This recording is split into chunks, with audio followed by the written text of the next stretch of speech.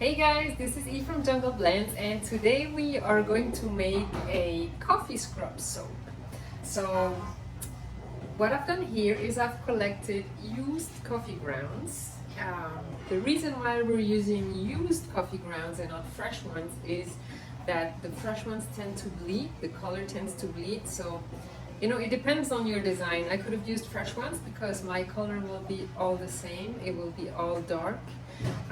But if you're doing a more intricate design, mixing light and dark color, then you definitely want to use used coffee grounds like this one. As you can see, I'm going to use a huge 7.5 pound mold, and I'm only using this bit, but it's already a lot, so try not to overdo it because it can be quite scratchy. Some people like it, but it's better to start with too little than too much and then you can work your way up if you think that you want to add some to it. So okay, so let's go ahead and make some soap. So here I am just pouring my melted butters into my oils, and I am going to put my coffee grounds directly into the oils.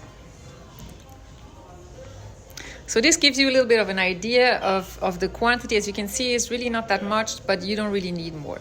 And the scent today is silk vanilla or vanilla silk from Make Your Own. And now I'm just gonna stick blend thoroughly before I put in the scent, the fragrance, because this fragrance, boy, accelerates within seconds. I have to work extremely fast. So here we go, countdown. I'm just gonna stick blend it real quick to make sure it's properly incorporated. I don't want to have any dark spots in my soap. And now you will see, like, this is already super thick, but I plop it all into the mold right away. All right, guys. So as you can see, this batter seized on me. It got thick extremely fast, and that's because that's just what this fragrance does. But since I know it, I know how to work with it. So it's either great to make layer designs, or like this one, just a very plain and simple one color. So I'm gonna pipe this, obviously, because the top is horrible the way it is now. But the good thing is we will be able to cut this later today. So after my lunch break, I will be back, and then I will be filming the cut of it, and hopefully we'll pipe it also this afternoon. So stay tuned and I'll see you soon.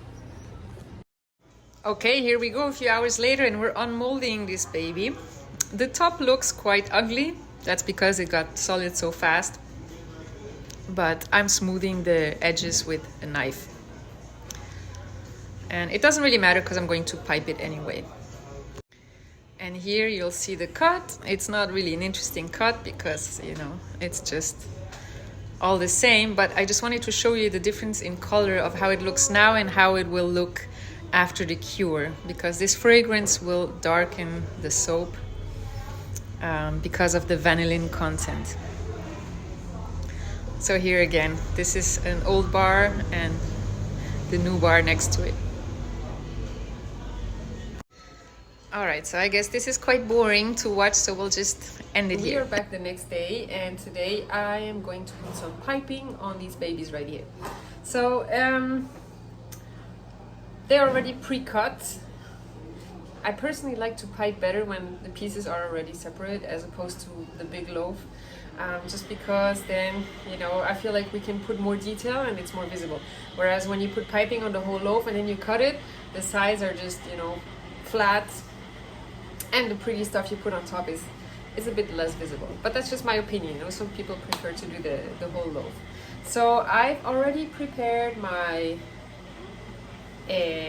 my soap dough, my soap batter here, and now we're just gonna stick blend it until it reaches the right consistency. I'm gonna make it white, so I have some titanium dioxide that I'm going to put in, and I'm going to lightly scent it with something that combines with the vanilla. Vanilla I can't use because it seizes, but fresh coconut from Make Your Own is also very nice, and it combines nicely with the vanilla. So that's what we're gonna do. Follow me. So here, this is the soap batter I'm gonna use to pipe, and I'm gonna make it white.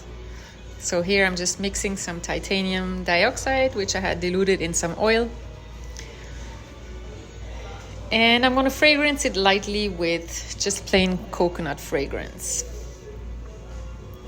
Now this one behaves really well, so I can just go ahead and stick blend, and then I have to wait. And while we're waiting for the right consistency of the soap batter, I am going to prepare my piping bag. I always put it over a container like this to make it easier to scrape it in without making a mess, and then secure it with an elastic. All right, so I'm gonna zoom in just so you can see what I'm doing.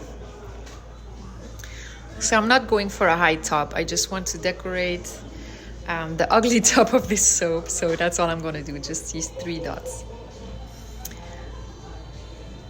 And I'm very pleased with the consistency. It's just right. It's not too runny, not too solid. So it's letting me do what I want to do without giving me any problems. Sometimes when a fragrance accelerates, the piping bag can get really, really hot. So hot that you're burning your hands while you're piping. I don't know if that has happened to you before, but this time this is not the case. Everything's behaving perfectly. It almost makes me wish I could pipe a little longer. Maybe I should have done a high top soap after all. So since I don't want to bore you, I'm just gonna accelerate this because it's 18 bars in total, and I'm doing the same thing everywhere. Yeah, so this is just for you to see what I did. Thanks for watching, guys. So this is the end result. As you can see, it is still very light, but it will turn a dark brown after the 4 weeks of cure. And that's it. So I hope you enjoyed this video. It's super simple to make a coffee scrub, really, and it's fun to make.